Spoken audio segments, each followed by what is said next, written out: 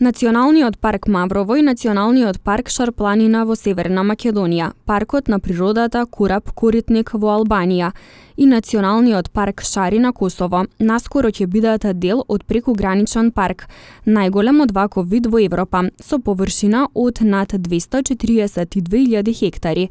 По повод Меѓународниот ден на планините, во Тирана се одржа меѓуресорска средба меѓу министерот за животна средина и просторно планирање на Северна Македонија, Насер Нуредини, министерката за животна средина и туризам Мирела Кумбара и министерот за животна средина, просторно планирање и инфраструктура на Косово Либур Алију. Денеска заедно со двајца министри од Република Албанија и Република Косово сме подпишале меѓународен договор за управа на заштитени зони во нашите држави. Национален парк Маврово, Национален парк Шара, Национален парк Шари во Косово и парк на заштита Кораб-Корабник. Ние заедно сакаме да управаме со овие заштитени зони и да изградиме еден одржлив развој на овие зони кој ќе биде голем предност на граѓаните во нашите држави.